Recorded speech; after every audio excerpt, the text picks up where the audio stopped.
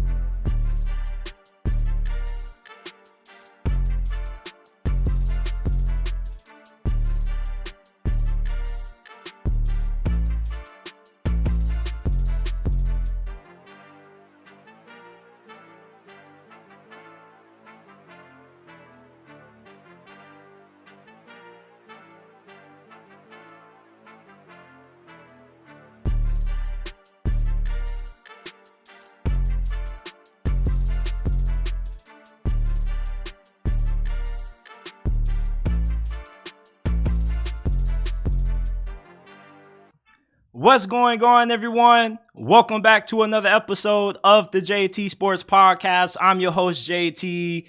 Conference Championship weekend is in the books. We got 49ers Chiefs in Super Bowl 58. The Ravens laid a dud. The Detroit Lions had a super huge collapse. You're up 24-7, and you come out in the second half and get outscored 27-7? How embarrassing. And, you know, I'm going to be 100 with you guys. I'm really hurt tonight. I know that I really shouldn't be getting this emotional about sports, especially with me not playing, me just being a spectator. But this is going to be a shorter live stream than normal because I am a little bit bummed out that Lamar Jackson didn't get it done. I know I'm a Steelers fan. I should be rooting against the Ravens, but I'm a diehard Lamar Jackson fan. A lot of you guys say that I glazed Lamar Jackson. I got too much likeness towards him, but Lamar Jackson is from the area that I reside in. He's a Florida boy. I'm from Florida, and I've been watching Lamar Jackson ever since his freshman season at Louisville.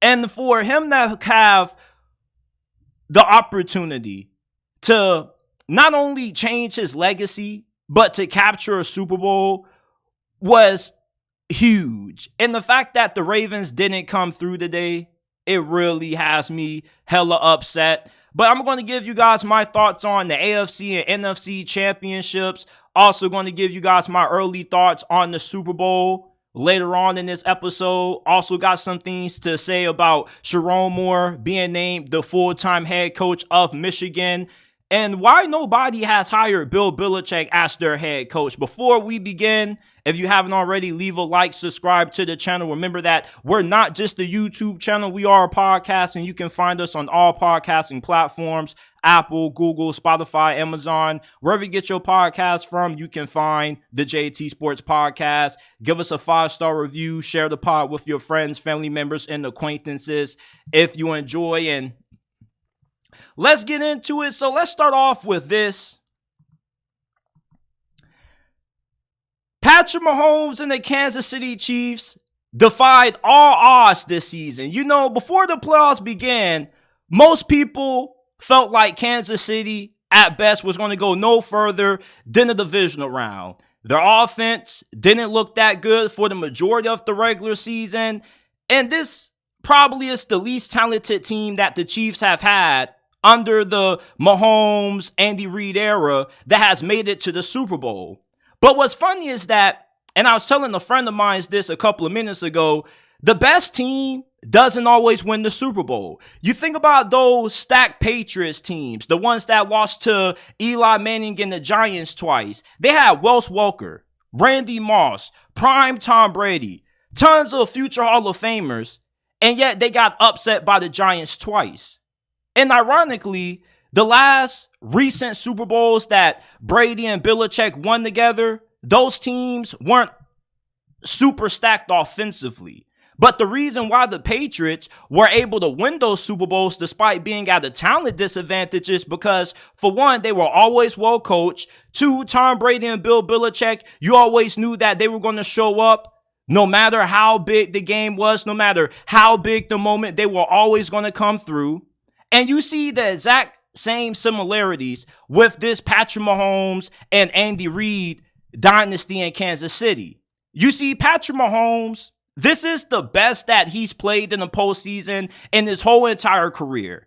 It's like he just went into a different bag in this playoff run. Kansas City's defense has been fantastic all season, but this may have been the best defensive performance that we've ever seen out of all the years that Steve Spagnuolo has been the defensive coordinator of the Kansas City Chiefs. Lamar and this offense, they just got completely bottled up. They scored only 10 points. This is the worst offensive performance that B. Moore has had at home all season long. You got to remember that the biggest concern that many of us had about Kansas City being able to make it to the Super Bowl was the fact that they only had one home game. They had to go on the road and win in Buffalo, go on the road and win in Baltimore, a place where Baltimore technically dominates. And Kansas City, to their credit, they weren't the more talented team than Baltimore, but they were more well coached. They were more prepared. Patrick Mahomes showed us all why he still is the king of the NFL. He outplayed Lamar Jackson, and they were ready for the big moments. You see, Baltimore, you can tell that this was their first AFC Championship with Lamar at the helm, because Kansas City, they were emotionally composed. They didn't have any penalties that came out of emotions, like how the Baltimore Ravens did. You had Lamar Jackson getting frustrated on the sidelines. You had the unnecessary roughness penalty by Roquan Smith. Zay Flowers had a penalty, and he had a costly fumble when he was trying to extend the score. The Ravens just weren't ready for this game. You see, Kansas City, they came out doing what got them there. They came out doing what had success against the Miami Dolphins in Buffalo. That was playing complementary football, running the football, great defense, and Mahomes doing what Mahomes does best. They didn't forget who they are. You see, the Ravens have been the team that, yes, Lamar Jackson has had a lot of incredible performances throwing the football, but this is not a team that is equipped to win by going old school air raid. Do you know how many handoffs the Ravens gave their running backs in this game? Only 6. Gus Edwards, Justice Hill only touched the ball a combined total of 6 times. We didn't even hear Dalvin Cook's name. Lamar Jackson, only 8 carries for 50-something yards. Kansas City was blitzing the hell out of Lamar Jackson. They were not going to allow Lamar Jackson to become Superman in this ball game for the Baltimore Ravens. You see, Lamar Jackson, he made some really bad decisions in this game. That last interception that he threw to close this game off in the triple coverage was one of the worst decisions that I've seen Lamar make all season long. But you can't put all of this loss on him, because if it wasn't for Lamar, the Ravens probably lose this game 24-3, because him and Zay Flowers were the only people on this offense that showed up in this ball game. Hell, even Todd Monken didn't show up. Like, his play calling has been stupendous all season. He's been fantastic at making sure that this Ravens offensive attack has been able to be balanced. Complimentary football is what the Ravens have done better than any other team in the National Football League this year. But in today's game, we didn't see complimentary football being played at all. They came out and they said, we're going to go Lincoln Riley, Mike Leach, and we're just going to throw the rock all over Kansas City, and it backfired in their face. The games that the Ravens have lost at home this season mostly have been due to them not being able to win the football. And the last time they lost the game that they've been unable to run the rock successfully was when they lost early in the season to Deshaun Watson when he was still healthy, starting at quarterback for the Browns. The Ravens are a team that still is going to win and lose games the majority of the times based on how dominant they are on the ground. And when you bottle up the run game, you make this offense one-dimensional, you put a lot of pressure on Lamar Jackson and these receivers to make plays. I don't think Lamar Jackson played a terrible game. Was it a good game? Absolutely not. And he definitely got outplayed and outclassed by Patrick Mahomes, but the receivers and the supporting cast and the play calling definitely let him down also. And this was a conservative effort. Baltimore, this was their D-plus performance on offense. Their defense showed out in this game. They held Kansas City to only 17 points. And they gave the offense every opportunity to find a way to turn it around. But anytime the Ravens were able to just get a little bit of momentum offensively, they always did something to lose it. Rather, if it was the Zay Flowers fumble, if it was the Lamar Jackson interception, that Lamar Jackson INT was the game sealer. At that point, you knew that the Ravens defense, they weren't going to be able to get Mahomes and company off the field when it mattered. And we saw Patrick Mahomes make that big play on 3rd and long to MVS. Ironically, Kansas City missed on a similar play during the season to MVS when they needed him to make a big catch downfield. He was wide open, but he dropped the ball. It's good to see the second go around, they load the MVS late in the game, and he comes through for him. You see, that play right there was the definition of having that championship experience and that coming back to play. No matter how left the season looked like it was going to go for Kansas City, Mahomes and Andy Reid still had all the confidence in the world and the wide receivers that they had on that squad. And Travis Kelce. Hell, I thought he was washed. But this playoff run has been one of the best that he's had statistically. He showed up in every single game during this playoff run for Kansas City. And no matter if he retires or chooses to come back for another season, he still is going to be arguably a top 3, top 5 tight end in the game if he comes back for one more season next year. But I have a strong suspicion that he's going to hang it up. But Travis Kelce, Patrick Mahomes, Andy Reid, Isaiah Pacheco, Rashee Rice, the star players that Kansas City has been reliant upon all season long, have delivered for them all throughout the postseason this year. And they came through in the biggest moments during this AFC Championship win. That's what a championship football team is. It's not all about who's the most talented. It's about rising to the occasion. Like we've seen Tom Brady and Bill Belichick in that Patriots dynasty do so many times in the past. And now we're seeing ghosts from the past with this Patrick Mahomes and Andy Reid Kansas City Chiefs dynasty. Lamar Jackson, the Ravens, in third down situations, they weren't able to get it done. Critical downs late in the game when Lamar Jackson needed to put the Ravens in position to make this a one-score game, he wasn't able to get it done. Is this an MVP season that has gone in vain?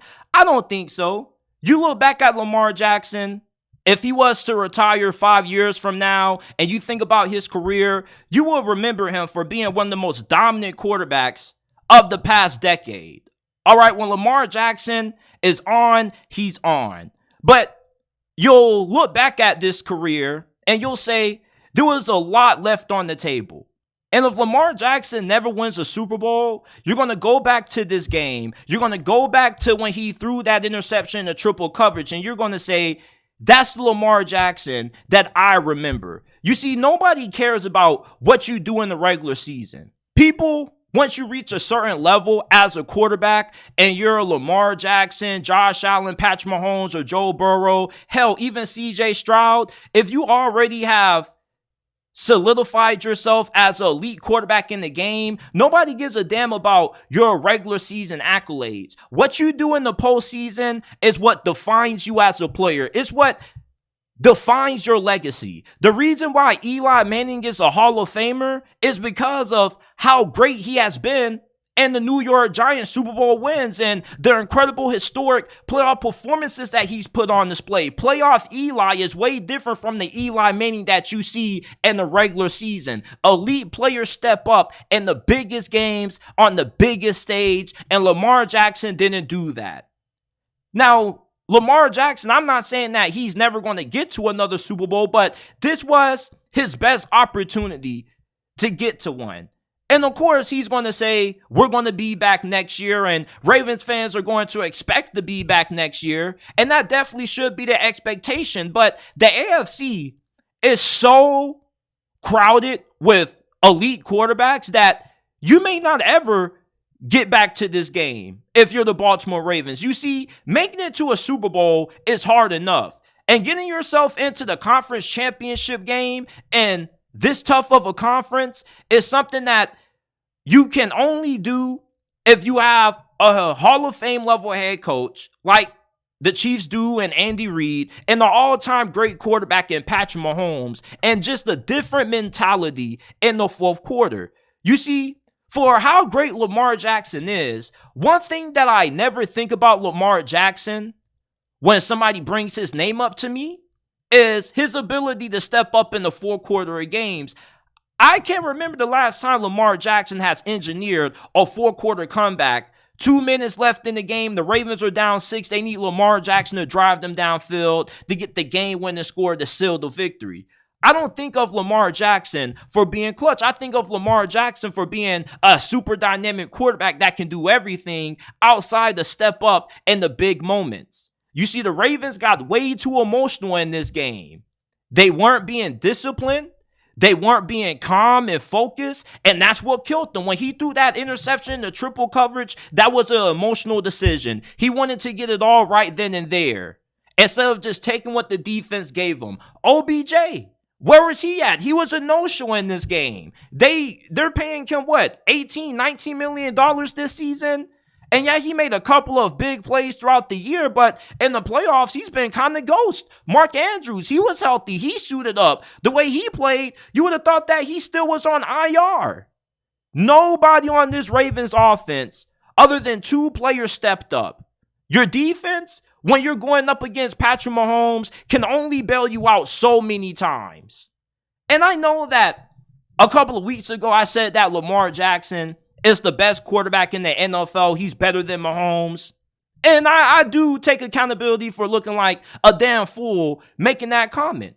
But what I meant by that statement is that Lamar Jackson is more talented than Patrick Mahomes, just from a pure talent standpoint. There's not a single throw that Mahomes can make that Lamar Jackson can't make. And there are a lot of plays that Lamar Jackson can make that Mahomes can't make. But at the end of the day, you don't need to be the most athletically gifted quarterback to win the Super Bowl. You see, what Mahomes excels at the most that Lamar Jackson lacks is having that killer instinct in the fourth quarter. Don't see it out of Lamar Jackson.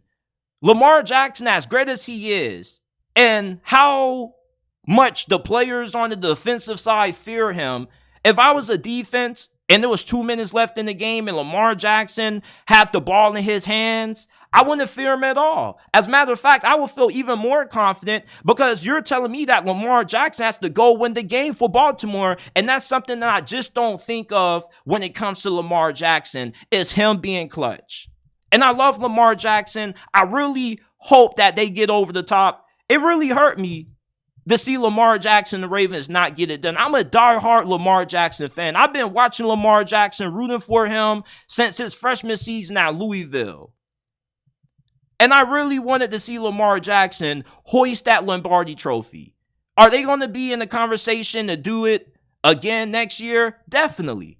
But with Joe Burrow coming back fully healthy, Aaron Rodgers coming back, Trevor Lawrence, him and Doug Peterson, if they can figure it out, they could be in that conversation. If Deshaun Watson ever comes close to looking like what he did when he was in Houston, the Browns are definitely going to be in that conversation. It's tough to get to the AFC Championship. And it's even tougher to have to do it getting through Patrick Mahomes. And even when you think Kansas City's down, they still find a way to overcome and find a way to still get back in the damn Super Bowl, man. This is like their 4th Super Bowl. They're about to win their 3rd championship, most likely. Because I don't think that the 49ers are going to have what it takes to beat Kansas City. I have a lot of concerns about their coaching staff and their defensive ability to get stops. You see, when you can give Mahomes time to throw, as long as he has somewhat decent receivers that can make plays like Rashee Rice, you got a chance. When Kansas City got dominated in the Super Bowl by the Tampa Bay Buccaneers in 2020, they had no protection for Mahomes up front in that game. The offensive line this season for Kansas City was less than ideal. Their offensive tackles were heavily penalized. The interior of their offensive line got worse as the season progressed. But in the postseason, this offensive line has played at the highest level that they've had since the season first started. So Mahomes and Kansas City getting this win didn't really surprise me. I wasn't expecting Baltimore, if they were to win, to blow out Kansas City. I always thought that this game was going to be close. But I never would have thought that the Ravens offense would be a complete no-show. If anything, you would have thought that the defense would have been a no-show. And these cornerbacks for Kansas City were lights out tonight. Trent McDuffie, L'Jarius Sneed, they were locked down. Now, there were a good amount of calls that weren't made. I definitely do believe that there were a couple of holding calls, pass interference penalties on Kansas City secondary that should have gotten called, but they didn't. You could say it was rigged. You can call it bias all you want to, but at the end of the day, when you have a guy like Lamar Jackson at quarterback, you expect him to show up in these kinds of situations. You're down the touchdown. You need him to put you in position to tie the game up or to only make it a one-score game. Instead of you settling for 3 on your final possession offensively, that should have been you scoring a touchdown. Lamar Jackson, maybe he just is one of those players that just in the early stages of his career doesn't know how to win in the playoffs. I believe when the Ravens, if they ever get back to this game in the foreseeable future, they're going to have a better shot at winning it because they have the experience. They know what it feels like to be in this game and what it takes to win it. And you're not going to win it just getting rid of everything that got you to that point. You see, we're about to talk about the Lions-49ers game. Everybody is criticizing Dan Campbell for his aggressiveness on 4th down. But the reason why you can't get too mad at Dan Campbell for that is because his aggressiveness on 4th down is what got him to this point. Lamar Jackson and the Ravens' rushing attack is why they've been able to go as far as what they have this season, plus with what they've done in the passing game. But for them to only give their running back 6 total carries combined in this game was really unexcusable out of a guy like Todd Monken, who's one of the best play callers in the league. If the Ravens were to have an award that they give out to their top assistant, it would be a tie between Mike McDonald and Todd Monken because both of these guys have been incredible this season for Baltimore. But Mike McDonald has been the better coordinator. His defense showed up. His defense has been consistent all year long for Baltimore. This offense, and even I've said it numerous occasions, I don't believe that they've played up to the level that they're capable of playing. This should be our offense that should at bare minimum be putting up 30, 33 points per game. But to only get stopped and only get to 10 points against the Kansas City defense that, yeah, it is pretty talented, but there's not a single position on your offense where you would just outmatch by Kansas City's defense. Kansas City They had a great game plan. Steve Spagnuolo kept Lamar in the pocket. Lamar, he did make some good throws from inside the pocket. He had a nice touchdown to Zay Flowers for 30 yards where he broke out of a sack, he reset it in the pocket, and he threw a dime to Zay Flowers. But when you keep Lamar in the pocket and you can lock down these receivers, nobody can get open, where is he going to go? And then he isn't going to have anywhere to run. So the only place for Lamar Jackson to go to is down on the ground. Like, Kansas City was sending so much pressure on Lamar Jackson that it was damn near impossible for him to have the opportunity to step up and find those big holes, to get those big 20, 30-yard runs. Those same runs that Lamar Jackson made against the Houston Texans in the divisional round, we didn't see him make too many of those big runs in this game against Kansas City. Like, they had him completely neutralized, and they had a way different game plan than what they had against Josh Allen. So, the Ravens, they were at home, and I was really confident that they were going to win this game. But I wasn't extremely confident that they were going to blow out Kansas City. Now, I was wrong. The majority of bettors out there were wrong because many people took Baltimore money line. A lot of people thought that Kansas City was just so outmatched. And they weren't. Because when you got Mahomes and Andy Reid and Travis Kelce, you always got a chance. And I know it sounds so cliche to say that because people used to say that all the time about Brady in his prime, but that's the truth. Mahomes, Andy Reid, Travis Kelce, they've been doing this for a very long time. They understand what it takes to win in a game like this. The Ravens don't. It's crazy how Lamar Jackson, the 2 times he's won MVP, it seems like they've disappointed in the postseason every year he's done it. I don't know if it's an MVP curse, but Lamar Jackson and the Ravens, like Buffalo, they're still searching for answers for how to get over the hump. You see how dominant Patrick Mahomes is right now? It's the same level of dominance that Michael Jordan had in his prime years with the Chicago Bulls in the 90s. The only time a team in the 90s won the NBA Finals was when Michael Jordan was out of the game, when he was either playing baseball or not playing at all. But when MJ was on the court and he was playing for Chicago, you weren't going to win a championship. There's a reason why Jordan is undefeated in the NBA Finals, never had to go to a Game 7 to win, because he just has a different wiring. He just is a way different player when the moment is the biggest and the lights are the brightest. And that's what not only made MJ great, but that's what made Brady great. You see, Peyton Manning gets regarded as one of the greatest quarterbacks of all time, but the difference between him and Tom Brady is that Brady was better in the playoffs because Peyton Manning in the postseason just didn't look all that great. And you can be an insanely talented quarterback, but just because you're talented doesn't necessarily mean that you're always going to execute when your number gets called in these types of games, especially when you have to step up and you have to carry your team to the win. Mahomes has did something that not a lot of people believed he was going to be able to do. He was able to elevate an above average team to the Super Bowl. That's the difference between a guy like a Patrick Mahomes and a guy like a Dak Prescott or a Tua Tagovailoa. They need everything around them to win a championship. Patrick Mahomes, all he needs is a good offensive line, a good play caller, some decent receivers, and he can take you to a Super Bowl. Mahomes can do more with less. I was thinking that Patrick Mahomes not having the same supporting cast that Lamar Jackson had in this game would be a disadvantage. But it proved to be an advantage because this is the smartest that he's been playing in the playoffs. He's been better at picking his spots, picking when to push the issue, when to take certain risks. And he also has been doing a lot more on the ground than what he has done in recent memory.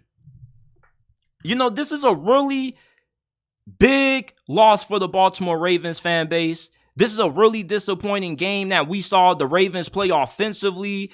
Lamar Jackson definitely shit the bed. I'll admit that as a diehard Lamar Jackson fan, I'll admit I was wrong. I definitely was. I definitely expected Lamar Jackson to come out here and have a historic performance, especially playing at home. But the offense, they just got away from the recipe. They got away from the secret formula. It's like they tried to switch things up in the biggest game of the season. Lamar Jackson threw the ball over 30 plus times. That's not really the way the Ravens win games. They're not really a team that's going to beat you just going completely all out passing. You got to be balanced. And they only had 6 handoffs to the running backs. That's unacceptable. You can't give your running backs only 6 carries against a team like Kansas City that you have to beat playing complimentary football and think that you're just going to beat this team just throwing it all over them. That's the strength of their team. The strength of Kansas City's defense is how good they are against the pass. They got a really good group of pass rushers led by Chris Jones. They got some outstanding corners. I was just really shocked that Baltimore got away from what got them there. And that's why they lost this game. They didn't know who they are. They were frustrated on the sideline because they didn't know what the hell to do. Because no matter what they did, when they had a little bit of success, they weren't able to capitalize it. It just seemed like every time something was going right for Baltimore, they would do something self-inflicted to get them going back in the wrong direction. Kansas City, they were composed. They had a game plan. They stuck to it. And that's why they're in the Super Bowl once again. So Kansas City wins another AFC Championship. They're back in the Super Bowl. They potentially could go back-to-back, something that hasn't been done in decades. And the Ravens, this is a giant letdown of a season. This was potentially the making of what could have been a historically great season for this Baltimore Ravens team. This may be the best team the Ravens have ever had to win the Super Bowl, but the best teams don't always win the Super Bowl every time in the NFL. Congratulations to Kansas City and Patrick Mahomes and the Chiefs for ending the Ravens' dream season and ending my hopes of seeing Lamar Jackson win the Super Bowl this year. And I don't know if Lamar is ever going to win the Super Bowl, but it definitely feels like he missed a prime opportunity to take advantage of the moment and the position that the Ravens were in. Now, I do believe that they have a chance of getting back to this game. Every time Lamar Jackson is healthy, the Ravens are always in contention for the 1 seed. He does have one of the best win-loss records in the NFL. But, man, bruh, this one is a tough one. Before I give you guys my thoughts on the NFC Championship, hit that like button, subscribe to the channel if you haven't already. Remember that we're not just a YouTube channel, we are a podcast, and you can find us on all podcasting platforms, Apple, Google, Spotify, Amazon, wherever you get your podcasts from. The JT Sports Podcast is available. Shout out to everybody in the comment section, man.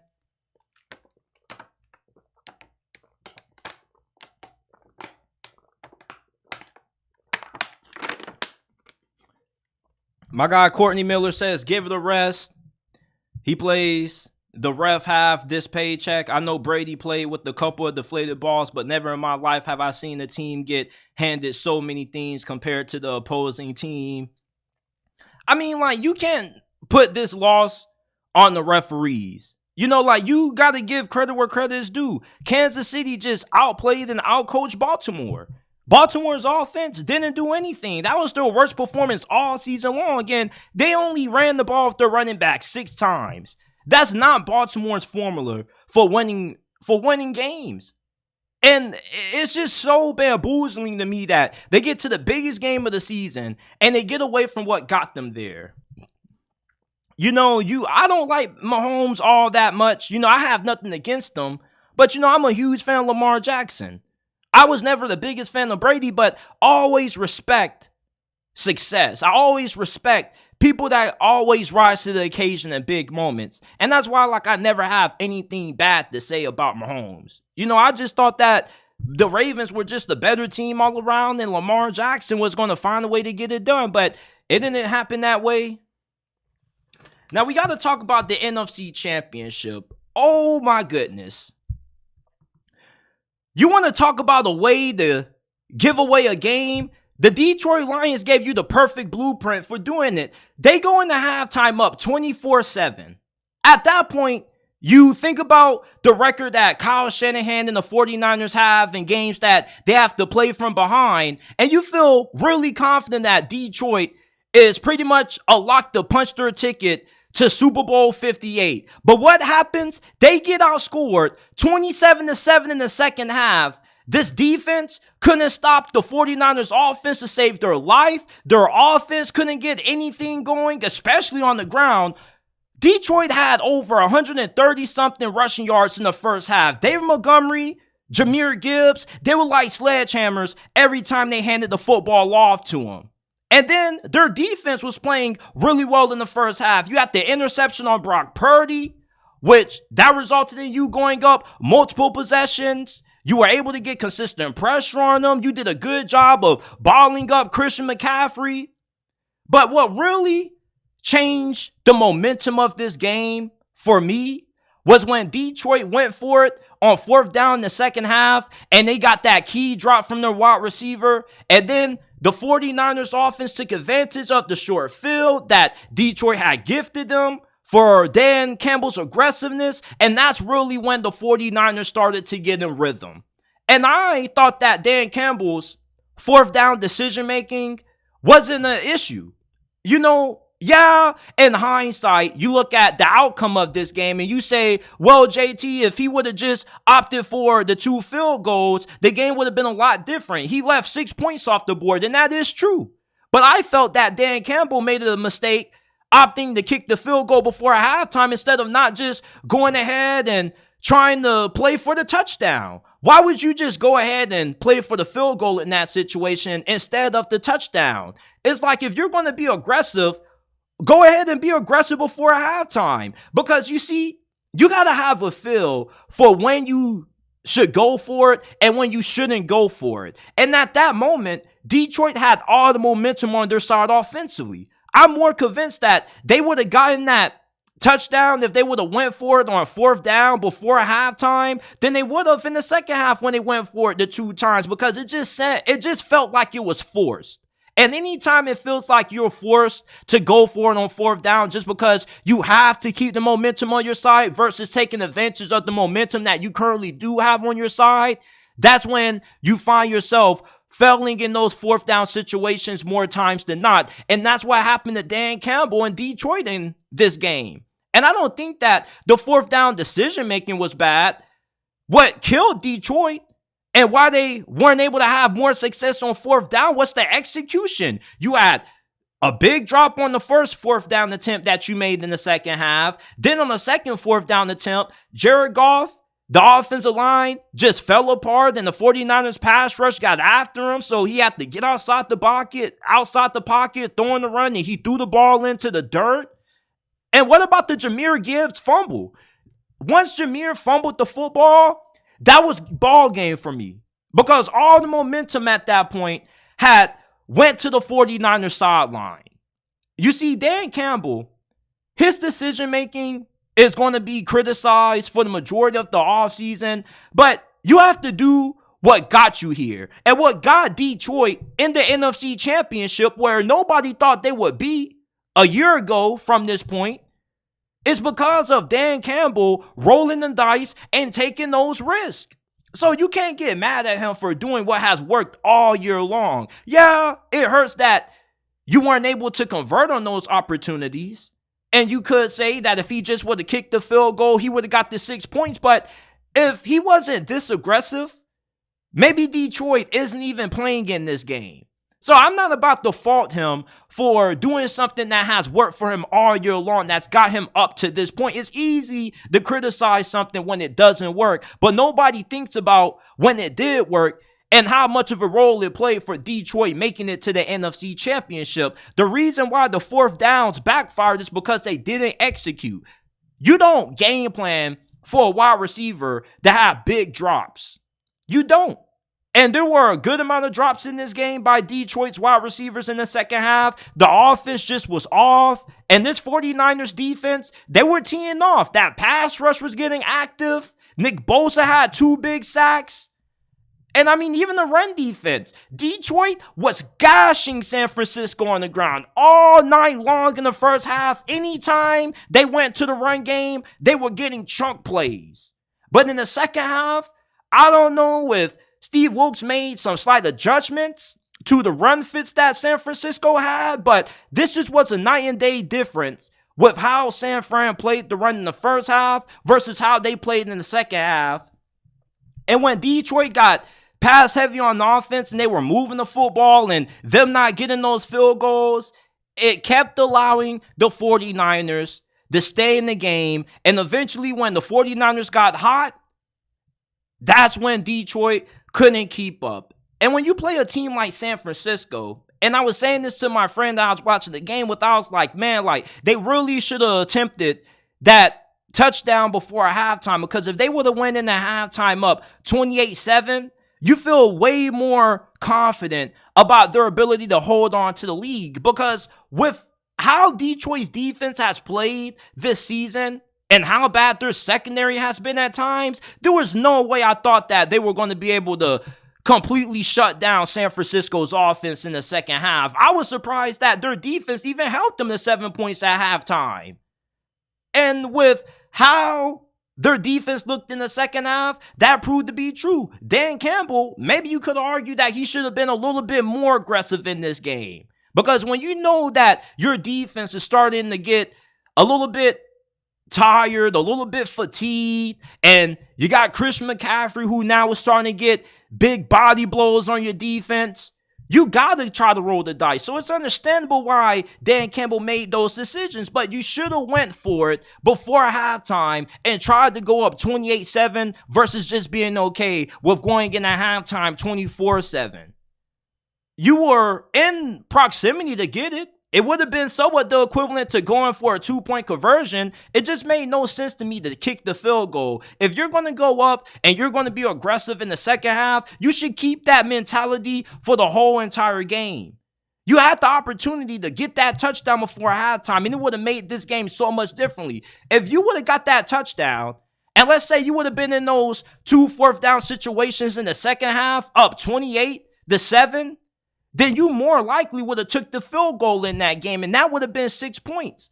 And you would have been up 34-7 maybe. And maybe just how you called the game or how your coordinators calls the game changes. But San Francisco is one of those teams that they got so much talent on offense. Your defense being able to slow them down and hold them to 7 points is something that kind of is a phenomaly. Because you know eventually they're going to get going. Brock Purdy is not just a great game manager. All right, in this game in the second half, he showed that he's an elite quarterback. He was making big runs in third down situations with his legs. He was making big throws over the middle of the field. Say what you want to say about Brock Purdy not being the most physically gifted quarterback, not having the strongest arm, but this dude came through in the biggest moments of the game for San Francisco, once again when they were down, like they did last week against the Green Bay Packers.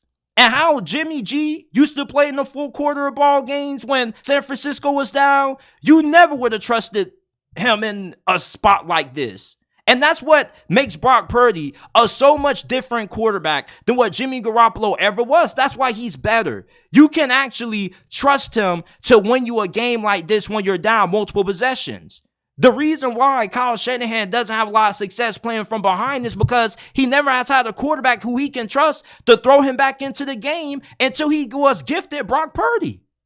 Brock Purdy, he didn't have a super impressive box score or stat sheet in this game, but the throws that he made, like that big 51-yard prayer to Brandon Ayuk when it looked like it was going to be a pass interference penalty, it bounces off the defender, Brandon Ayuk catches it, and eventually it results in a touchdown.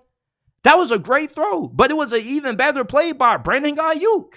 Those are the kind of throws that Jimmy Garoppolo would have never made it in a spot like this. Jimmy G, the 49ers, when they had him as their starter in the playoffs in the past, you know what they did? They said that we want to run the football and only ask Jimmy G to throw the football when necessary. We want to put the ball in Jimmy Garoppolo's hands as the least amount of times as possible. That's not the same game plan with Brock Purdy. They actually trust this dude to win games. And that's because he's an actually good quarterback. He's not a game manager. He's not a quarterback that's carried by the talent around him. Every quarterback needs to have talent to succeed. Jared Goff was throwing to Amon-Ra St. Brown, Sam Laporta, Jahmyr Gibbs, but which of these two quarterbacks looked better in the fourth quarter? Was it Brock Purdy or was it Jared Goff? It was Brock Purdy. Chris McCaffrey had some big runs, but it's not like he was running all over the Lions defense all night. They had him pretty bottled up in the first half. And even in the second half, every yard that Chris McCaffrey got, it's like he had to fight and claw for it.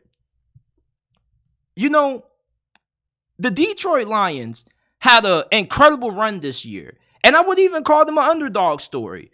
You think about the Lions and what was the perception about them before this past season started. Majority of people expected the Detroit Lions to be in the playoffs and possibly win the division. You just didn't know if they would go any further than the divisional round. They have a great future. All of their young players are fairly young. They dominated last year's draft. Hell, they've dominated their last two drafts. So they're set for the future. The only question is now, is Jared Goff going to be the guy that you keep around? You going to lock him up long term, or you going to go to Hendon Hooker? Who knows? But with what the Lions have in place, you expect them to be in the NFC Championship picture for the next 3 to 4 years. This is just the beginning for the Detroit Lions. For Kyle Shanahan in San Francisco, the pressure was all on them. Detroit kind of was playing with house money. The 49ers and Kyle Shanahan, they had the expectation of being in the Super Bowl before the year even kicked off. And if Kyle Shanahan would have lost this game, this would have been a massive hit to his legacy, to his resume. Because you think of why the 49ers haven't won a championship with all the talent they have and with how much regard Kyle Shanahan is held at. You would think that they would have had at least 2 Super Bowls by now. But the reason for that is because they haven't had a quarterback who's been able to step up in the fourth quarter when they've needed to throw the ball to win games. Brock Purdy didn't throw for 400, 500 yards, but he threw the ball well enough that he was able to help San Francisco crawl out of a big hole. They were down 24-7. They didn't look good in the first half. Like, Detroit really kicked their ass. They really gave it to them. Straight up. And I was telling my friend, I was like, I don't know if the Lions are going to hold on to this, bro. Like, I'm not about to count out the 49ers. They're going to get rolling sooner rather than later. And every time the Lions were walking away with no points and they kept having those empty possessions, you kept on giving the San Francisco 49ers more chances to stay in the game. And eventually they got hot. The offense got rolling. And when Jahmyr Gibbs had that fumble, that's when Detroit lost all the momentum. And from that point forward, that's when the 49ers started to take this game by the throat. So the 49ers are going to their second Super Bowl under Kyle Shanahan. They're going to be playing against Patrick Mahomes in Kansas City once again. I'm really excited to see how the second game between these two franchises is going to play out. We're going to talk about that later on. Now, before I give you guys my early thoughts on Super Bowl 58, we're going to hit on a couple of other topics. Bill Belichick is still not a head coach, which has a lot of people surprised. How is Michigan going to look post-Harbaugh with Sherrone Moore now taking over as head coach? We're going to get into those two topics before I give you guys my early thoughts on the Super Bowl. If you haven't already, hit that like button, subscribe to the channel, check out the JT Sports Podcast, and follow your boy on all social media platforms, Instagram at JT Sports _, X at JT Sports __. Send me a DM, send me a potential question that you would like answered on a future episode of the podcast.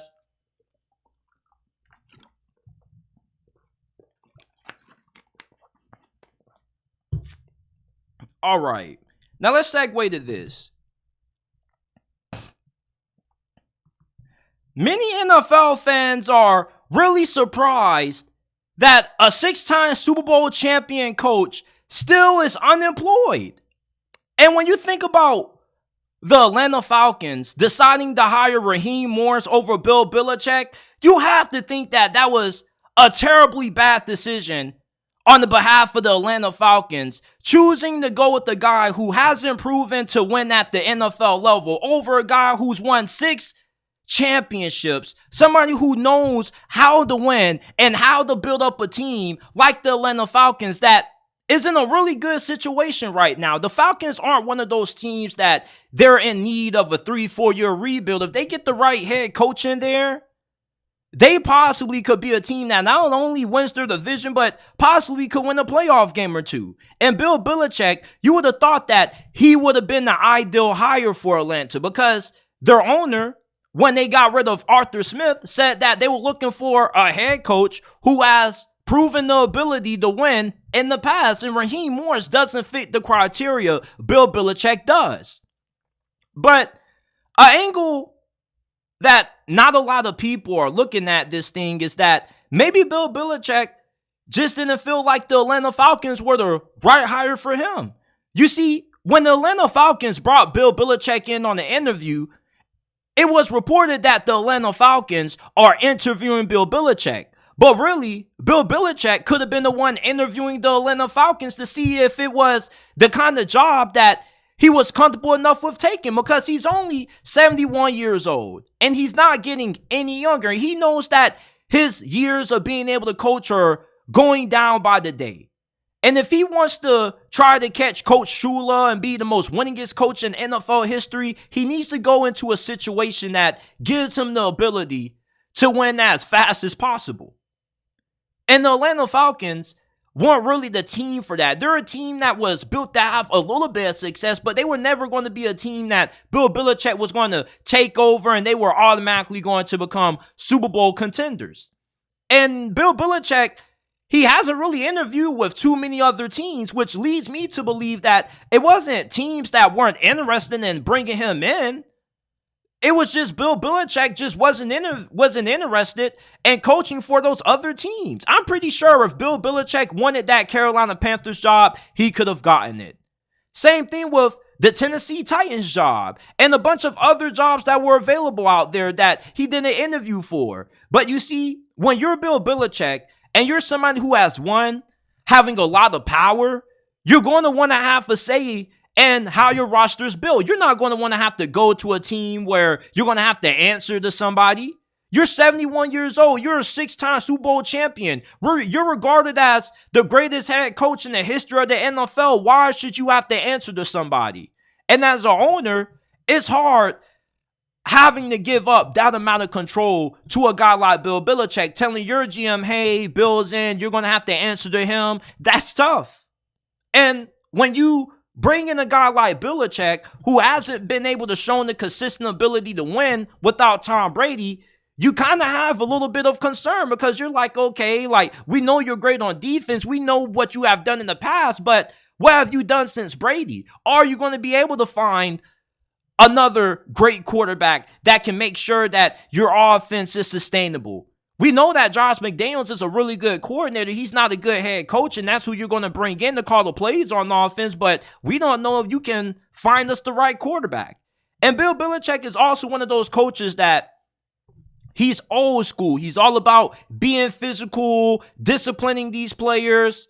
And when you're searching for a new team, if you're an owner, you think a little bit twice about hiring a guy like Bill Belichick because you think about how is he going to be able to connect with a younger roster, which the Atlanta Falcons have. The Tennessee Titans roster needs to get a lot younger. The LA Chargers have a roster that's a little bit of a mix of both.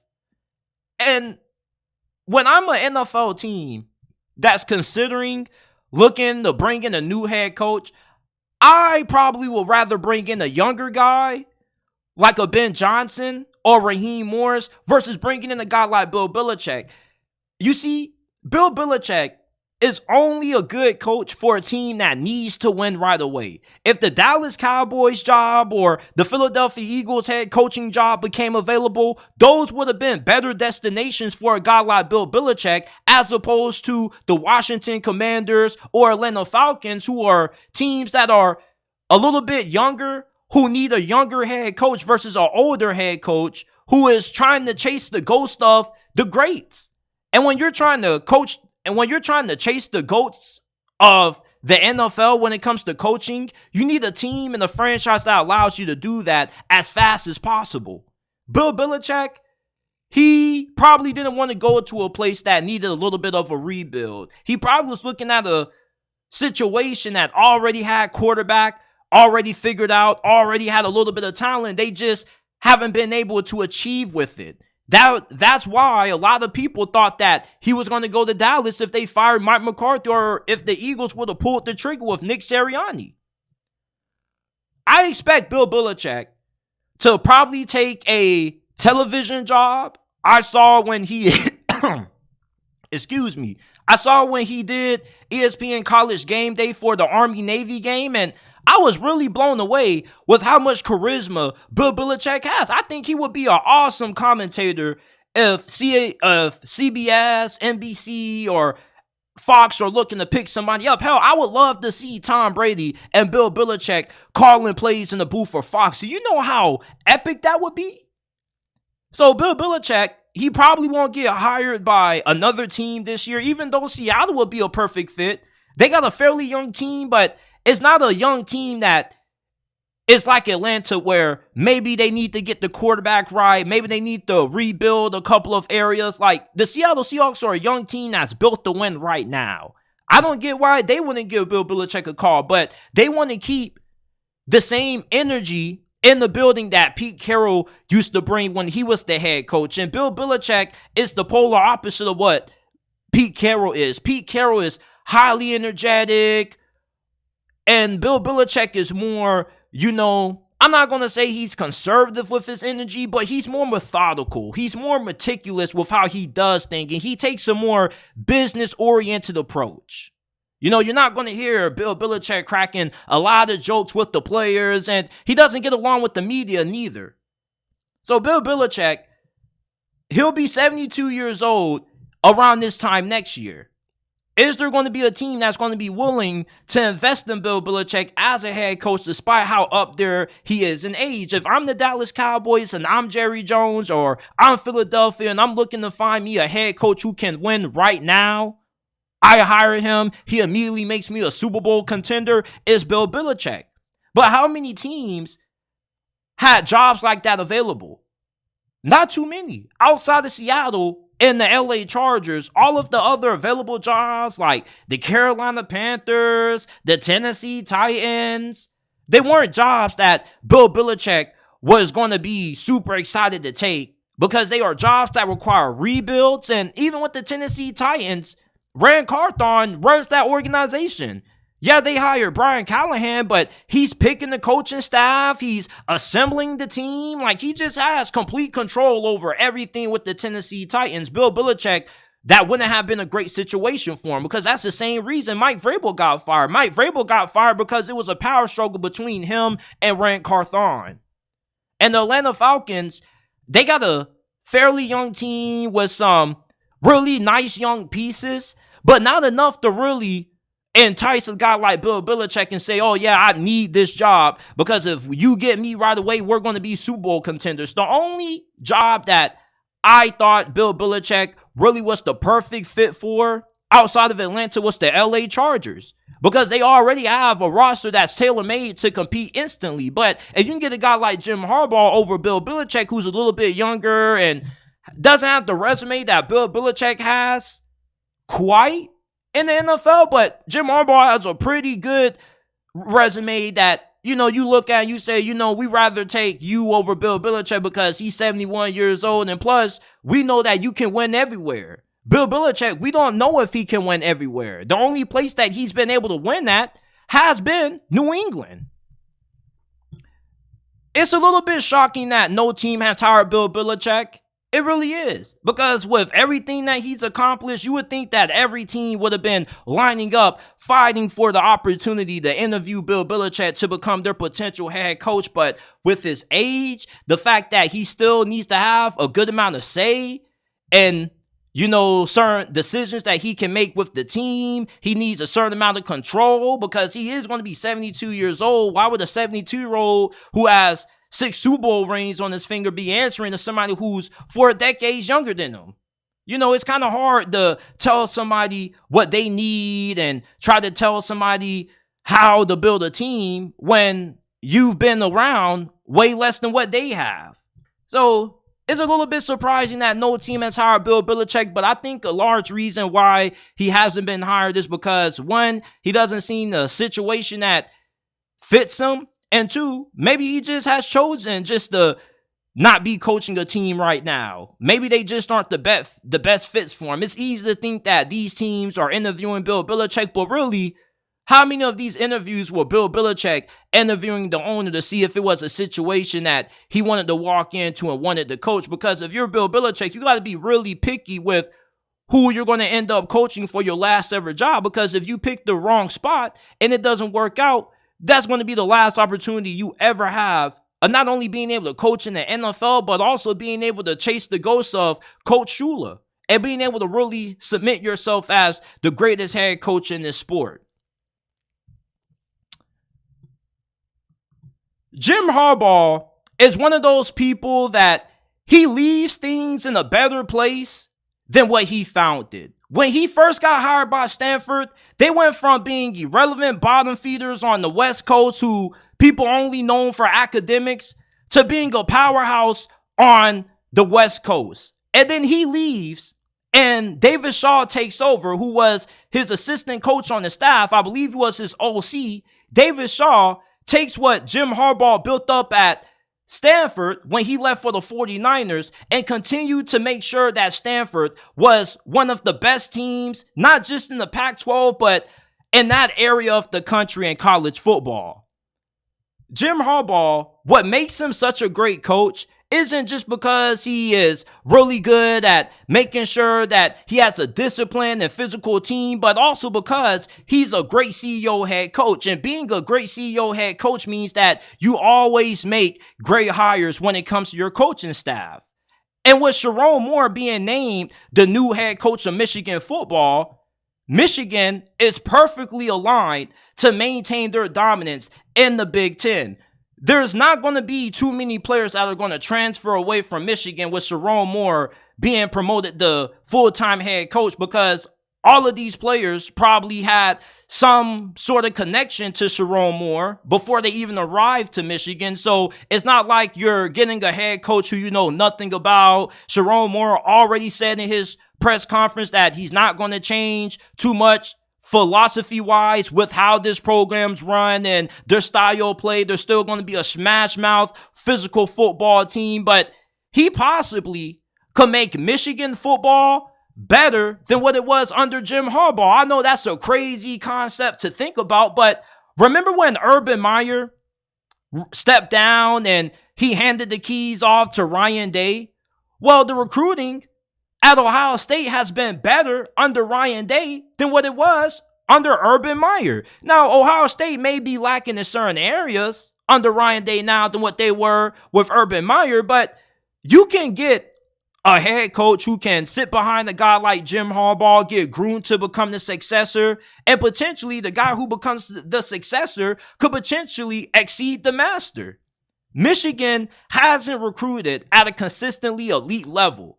At least not at the top 10, top 8, top 7 level consistently. Sherrone Moore, he could be somebody who could take Michigan's recruiting to a level that we've never seen before. Because you got to remember that the last 2-3 off seasons, when it came to National Signing Day, these recruits didn't know if Jim Harbaugh was still going to be with the team when they committed or if he was going to be jumping for the NFL. Now that you have a head coach that you know is going to be there and he's not going anywhere and he's not going to leave for anywhere, it should make recruiting a lot easier, because now you don't have to reassure these recruits that, oh yeah, I'm going to be here. Like, you're Sherrone Moore. I'm going to be here. I'm not going to the NFL. I'm not leaving for another job. So it gives these commits less things that they have to think about in terms of if their head coach is going to be committed to not just them, but to staying with the program, not jumping for what they perceive to be a better job. And two, you know, Jim Harbaugh is a great CEO head coach and he's a pretty good recruiter. But what makes Jim Harbaugh such a great coach is he's a better talent developer than he is a recruiter. You see, Michigan has always recruited at a pretty decent level, even prior to Jim Harbaugh getting there. The problem is that they weren't able to take the guys that they got and turn them into high NFL draft picks like Jim Harbaugh has done. Sherrone Moore, he should be pretty good at developing these players because the staff is probably going to have some small changes. I'm not expecting Sherrone Moore to have to hire an entirely new staff. There are going to be guys who follow Jim Harbaugh to the NFL. I believe defensive coordinator Jesse Minter is most likely going to be his defensive coordinator for the Chargers because Jesse Minter is an NFL guy. But all the other coaches, I think, have a good chance of staying. And even then, Sherrone Moore, since he was groomed by Jim Harbaugh, if he's anything like what David Shaw was at Stanford, he should know what he wants in his assistant coaches. He should know what he wants out of his offensive coordinator. And these players, they've played at a high level under Sherrone Moore. All right, yeah, he was an interim head coach and it wasn't fully his team, but I don't have no questions about how prepared this program is going to be in big games under Sherrone Moore. They won their biggest games of the season against their rival Ohio State. They beat Penn State. They won a tough road game against Maryland without Jim Harbaugh being on the sideline with Sherrone Moore. Sherrone Moore, he was responsible for making sure that the team's morale stayed up and they rallied behind Sherrone Moore as the head coach. You know, there was a lot of emotion that came out of Sherrone Moore when they got that win over Penn State, when they ran the ball a million bajillion times straight to end that game. That's the mindset. That's a mentality. And the mentality that Jim Harbaugh has instilled in Michigan is still going to be carried on and so forth by Sherrone Moore. He's everything that Jim Harbaugh was, although a little bit different in certain areas. You know, Jim Harbaugh had a really unique personality. He wasn't for everybody. And sometimes he could be one of those coaches that you either love him or you hate him. But Sherrone Moore seems like a pretty universally liked guy by everybody. And now you got the NCAA, who probably is going to put a couple of penalties on you, but I don't think it should be anything that should be anything remotely close to what we saw when the NCAA really put their hammer down back in the early days of college football with SMU and everything that they had going on. So regardless of the penalties that Michigan gets dished out by the NCAA, I believe Sherrone Moore is going to be able to overcome them just because this team bought into him when he was the interim head coach. They could have made Jesse Minter the interim head coach. And the fact that he went 3-0 against some of the biggest programs, not just in the Big Ten, but in college football. Penn State was a top 10 team this year. Same thing with Ohio State. And he beat those squads being the head coach on the sidelines. Now, it's a lot different when you're not going to have Jim Harbaugh around and you got to come up with the game plan by yourself and you're going to have to run the practice and manage the players and all that. But I don't think it's going to be nothing that Sherrone Moore isn't going to be able to handle. Is there a lot of pressure on him to maintain what Jim Harbaugh built? Yes, there is. But if David Shaw was able to maintain Stanford for a couple of years after Jim Harbaugh left, there's no reason why Sherrone Moore shouldn't be able to do the same at Michigan. Jim Harbaugh has a really good eye for hiring good assistant coaches. And Sherrone Moore, if he wasn't going to be the head coach at Michigan, he definitely was going to be the head coach somewhere else at a big-time program, and it was going to be Power 5. And there wasn't too many candidates out there that you could have said would have been a better fit than what Sherrone Moore already is with Michigan. He already knows the program. There already is a culture set in place that he is going to continue to carry on and run. But Michigan, I don't expect them to fall off with Sherrone Moore replacing Jim Harbaugh. Post-Jim Harbaugh, Michigan, I'm expecting it to be better than what it was during the Harbaugh era. Because the Harbaugh era was never about, bringing in the most talented players. It was all about, for the first couple of years, trying to find an identity. You remember when Jim Harbaugh went with the old smash mouth way of offense, and then he couldn't get the defense right. And then when he finally got the right defense, he had to figure out the right offense to run. He went between the spread offense with Shea Patterson to going back to the basics and getting back to what worked, getting back to what was Michigan football, and that's being physical, being stout up front.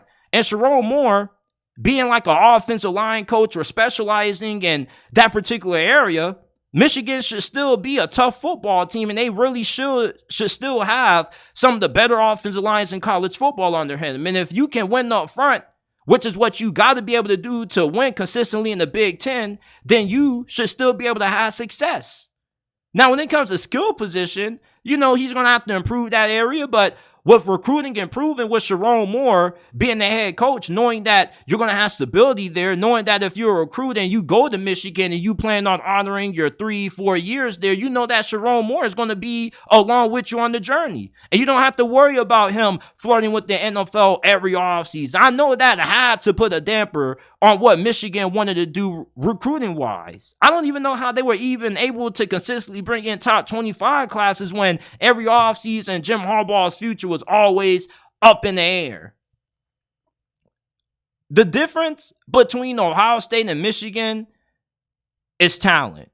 But when it comes to philosophy, when it comes to the culture that Michigan has built, that hasn't changed. And this is the same head coach that beat Ryan Day last year on the sideline, so why can't he continue the streak? I wouldn't be surprised if we see Michigan continue to dominate Ryan Day and Ohio State's Buckeyes for at least another 2-3 seasons, because Ohio State just doesn't have the toughness that Michigan has. The thing with Ryan Day and Ohio State is that they just don't have enough juice. They're not amped up anytime they play Michigan. Michigan, when you play this team, not only are you about to play in a 60-minute football game, but you're about to go to war. You're about to go to battle. This team is about to bruise, batter you, beat you to a pulp. They're trying to play bully ball, and Ohio State just doesn't have that mentality that they're ready to handle, or they know how to beat a team that just wants to bully them around. Ohio State has always been more of a finesse team to me than they are a physical team to me. And that's why Sherrone Moore, remaining the head coach at Michigan, I believe that there are a lot of traditions that he's going to continue to carry on. And there are certain things that he's going to make better with the program, such as recruiting. So I'm really high on what post-Harbaugh Michigan looks like with Sherrone Moore being the full-time head coach. Now, the last thing I want to talk about is this. We've been waiting all year long for this, and it's finally here. The question that we've been asking is about to get answered. Who's going to win the big one? Who's taking home the Lombardi Trophy in Super Bowl 58?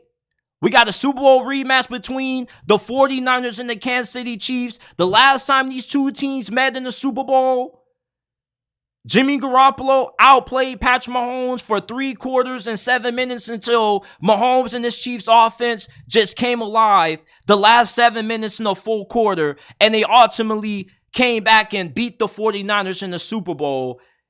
Are we going to see the Kansas City Chiefs go back-to-back? Is Kyle Shanahan once again going to have a Super Bowl meltdown?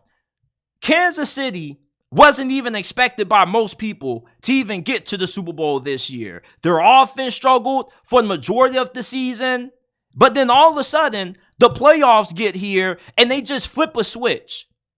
And for certain teams like Kansas City, once they get to the playoffs, they're playing a different brand of football than what they are in the regular season. Certain teams just seem to elevate their style of play when the lights are the brightest, when the moments are the biggest. And that's what this Chiefs team has done in this playoff run. Mahomes is playing at a level that we've never seen him play at. And I know it's crazy to say that because there's been so many seasons that Patrick Mahomes has put on display that have been better statistically than what we've seen out of him this year. But against the Buffalo Bills, he was completely flawless. Against the Baltimore Ravens, he was damn near flawless. Yeah, the Ravens defense definitely gave that Chiefs offense a challenge, but that's the toughest defense that the Chiefs are going to face all year long, because you look at this 49ers defense, and yeah, they came alive in the second half against the Detroit Lions, but we can't forget that they were down 24-7 at halftime. This is still a 49ers defense that they don't have a great run defense, and they don't really have a great secondary. When you can protect your quarterback against this 49ers pass rush, and you can make sure that Nick Bosa, Chase Young, and Arik Armstead don't wreck the game, this defense can get had in the passing game. And we've seen Patrick Mahomes make no mistakes with the football. He's being really smart when it comes to picking his spots, when to be aggressive, when to take what the defense gives him. And he's been more of a willing runner during this Super Bowl or postseason run than what we've seen him look like in years past. So this is a Super Bowl that is going to go either way. The 49ers on paper look like the better team, but you can't say the 49ers are going to win this game all because they're more talented on paper, because the best teams that have won the Super Bowl in the past haven't always been able to play up to it. You see, the best teams that win the Super Bowl don't just win it because they have stacked rosters. It's also because they have just as good coaching. The Patriots teams that won their last 3 Super Bowls with the Tom Brady, Belichick era down there in New England weren't all that talented. They were good defensively, but they weren't stout offensively. You know, this was the same Patriots dynasty or franchise that lost to the New York Giants, some of the NFL's biggest underdog stories, when they had Randy Moss in his prime and Wes Welker in his prime and Tom Brady in his prime and still lost. So the best team doesn't always win in the Super Bowl necessarily. Kansas City, they haven't won all because they've been better than everybody else that they played. They've won because, for one, they got outstanding defense. And 2, Patrick Mahomes, Andy Reid, and Travis Kelce, Isaiah Pacheco, Rashee Rice have all been consistent for them on offense. Anytime they need a big play on offense, they go to one of those 3 guys. And it's worked out for them. And they've showed that with good coaching and being disciplined and being able to elevate their level of play in the big moments, that you can't count them out. And it's crazy how the point spread for this game just changed in front of my eyes. Before I started recording this, the 49ers were a 2.5-point favorite. Now they've only dropped down to a 1.5-point favorite. You see, talent isn't the reason why the 49ers can be viewed as the favorite in this game. Because Kansas City, the last 3 teams that they just beat to get to this point, have all been perceived to be more talented than them. The Dolphins had a better team on paper, we thought. The Bills had a better team on paper, we thought. And the Baltimore Ravens, we thought were going to be the front runners to win it all. And they were able to upset them on the road when Baltimore plays their best football on the road at home. So when you go on the road to Baltimore, more times than not, you're about to get embarrassed. And this is the same Baltimore team that embarrassed the 49ers on Christmas. You can't judge Kansas City from the team that they were in the regular season. You have to judge them for the team that they are right now, and they're a better version of themselves than what they were when we saw them in the regular season. The 49ers, offensively, they have everything that they need to have success against Kansas City's defense. My only question is Brock Purdy finally going to put all of the doubters, all of the naysayers to bed? Because this is the game that is going to define Brock Purdy's legacy for the foreseeable future. If Brock Purdy wins the Super Bowl, the whole narrative about him is going to completely change. Yeah, people still may say that he was carried by the talent around him, but people are going to show him way more respect than what they did Jimmy Garoppolo. You remember the last Super Bowl that these 2 teams played when Jimmy Garoppolo missed that big throw to Emmanuel Sanders that could have potentially put the game on ice for San Francisco? That throw is what defined Jimmy Garoppolo for the rest of his time. He was the starting quarterback for San Francisco. Everybody from that point forward looked at him as a really good game manager, a really good quarterback, but not good enough to elevate your team. If Brock Purdy has the same moment in this game, people are going to look at Brock Purdy for what Cam Newton feels he is, a game manager. But if Brock Purdy is able to step up in the big moments and carry this team to a win, like how he has the last 2 weeks against the Green Bay Packers in the divisional round and the Detroit Lions in the NFC Championship when they were down 24-7 at half, then the whole narrative about Brock Purdy is going to be completely different. People are now going to regard this man as not only a great quarterback, but a true franchise-changing quarterback who the 49ers were blessed to get after they had made one of the biggest draft mistakes of all time, giving up all that capital to get Trey Lance, who isn't even on the team anymore. Brock Purdy What he does in this game is going to define what the narrative is going to be for his career for the foreseeable future until he can get to this game again and potentially win it if he doesn't get it done in this go around. And think about what's on the line for Kansas City. This could be the third Super Bowl of the Mahomes, Travis Kelce, and Andy Reid era, which will put them, without a doubt, in that dynasty conversation. Not only would it put them in a conversation with the New England Patriots, with Brady and Belichick, but they'll also be in a conversation with those MJ, Michael Jordan-led Chicago Bulls teams, with the NBA Finals during the 90s when they three-peated twice.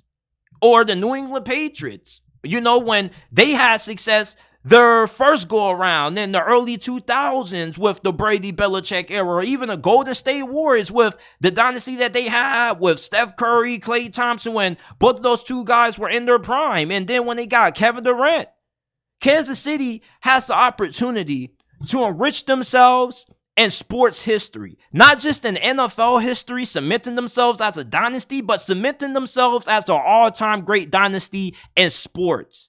Patrick Mahomes could solidify himself as one of the greatest players to ever play the game of football with the win here. And I'm not talking about as a quarterback. I'm talking about top 10 player of all time in league history. A Super Bowl win would do it for him. Because think about it, he already has 2. Imagine him having 3 and he's not even 30. And then if he could get 3 more, which he definitely has a possibility to do, he could become the greatest player of all time. There's a lot of things on the line when it comes to legacy for both of these two teams. Hell, think about Kyle Shanahan. The last couple of times he's made it to the Super Bowl as the head coach or offensive coordinator, they've come close to victory, but they fell apart in the fourth quarter. Kyle Shanahan is one of the greatest offensive minds in recent history. And with the Super Bowl win here, he could solidify himself as the same level of what a head coach is, like a guy like Andy Reid and Sean McVay are. Sean McVay and Andy Reid are held in historical regard. And Kyle Shanahan deserves to be in that conversation. He just doesn't have the Super Bowl to get there. He's been to numerous conference championship games. He went to the Super Bowl when he was the OC for Atlanta, and he lost that game mainly due to his play calling. Are the 49ers going to put emphasis on running the hell out of Chris McCaffrey? Are they going to make sure that they do what got them there or what got them in this game? There are way too many times that I've seen Kyle Shanahan in these types of Super Bowl matchups, just when the game is on the line in the full quarter, the play calling just absolutely look terrible. This is a big game for both of these two teams when it comes to legacy-wise. Kansas City wants to cement themselves as a dynasty in sports, and the San Francisco 49ers want to try to recapture that championship glory that they haven't had since the Steve Young and Joe Montana days. And Brock Purdy and Kyle Shanahan have to solidify themselves as the two top guys, or two of the top guys at the respective positions. Kyle Shanahan could solidify himself as a top 3 coach in the league, and Brock Purdy could solidify himself as a top 5, top 7 quarterback in the NFL right now. Brock Purdy was to have an all-time great Super Bowl performance in this matchup, and he wins Super Bowl MVP, then how could you call him a game manager? Even if Brock Purdy wins this Super Bowl and for the rest of his career, he just reverts to being average, above average, he would be viewed in a way different regard than what he would be without a Super Bowl. Think about how people talk about Joe Flacco or Eli Manning. Joe Flacco wasn't perceived to be an elite quarterback in most people's eyes, and Eli Manning only had, 3-4 seasons out of his multi-year, decade-long career where he was a top 10 quarterback. What separated Eli Manning and Joe Flacco is that in these kinds of games, you knew that you were always going to get their best. And that's what we got to see out of Brock Purdy. For all of the Brock Purdy stands who get tired of guys like Ryan Clark and Cam Newton trying to undermine his success because of where he was drafted, this is the game. This is the moment for Brock Purdy to show everybody why he truly is a unicorn. You just don't draft a quarterback like Brock Purdy, the final pick of the draft, and it just be, oh, he's only in this spot because he's carried by the team around him without having something different about you. You got to remember, last year when we first heard about this guy against the Miami Dolphins, well, not last year, but the season before last, he was the fourth-string quarterback to start the season. He had no time, no practice, no chemistry with the first-team offense, and yet he came in that game against the Miami Dolphins, and he's been one of the most dominant quarterbacks in the league statistically. He's had one of the best win-loss records since he has taken over the reins as QB1 in San Francisco. So a win here would definitely change how many people view Brock Purdy. And if he wins a Super Bowl and balls out, hell, maybe people would start to believe that he's the second coming of, Tom Edward Brady or Tom Patrick Brady, whatever his middle name is.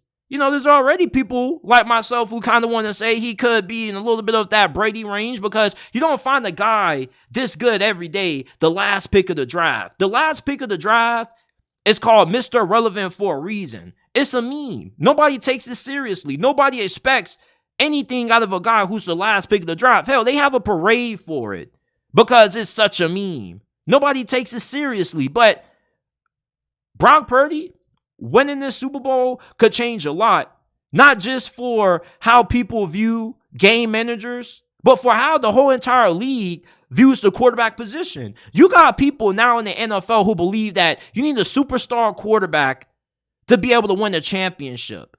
You need to have a guy who has the arm strength of a Josh Allen or Patrick Mahomes and the athleticism as a Lamar all coupled in one. And that's why we've had these all-time big busts like Zach Wilson or Trey Lance. Guys trying to find that next Patrick Mahomes, that next Lamar Jackson, and they end up whiffing that quarterback because those quarterbacks just don't have the ability to play at a high level in the NFL. You went for Brock Purdy. You look at a guy like Jimmy Garoppolo or a guy like a Kirk Cousins or Dak Prescott, and you say, okay, if the 49ers can win with Brock Purdy, why the fuck can't we win with you? You're like a good, above-average quarterback. You're like a top 10, top 12 quarterback. You're not the most talented, but if Brock Purdy can win not being the most talented, why can't you? So Brock Purdy can win. You're now start to hear people talking about how maybe you don't need to have a superstar quarterback to win. All you need is a good enough quarterback with a great team around them to be successful. So these are my early thoughts on Super Bowl 58. Let me know your early thoughts on this game down in the comment section down below. And this is it for this episode of the JT Sports Podcast. I appreciate you guys for tuning in. If you enjoy, leave a like, subscribe to the channel. Remember that we're not just a YouTube channel. We are a podcast. You can find us on Apple, Google, Spotify, Amazon, wherever you get your podcast.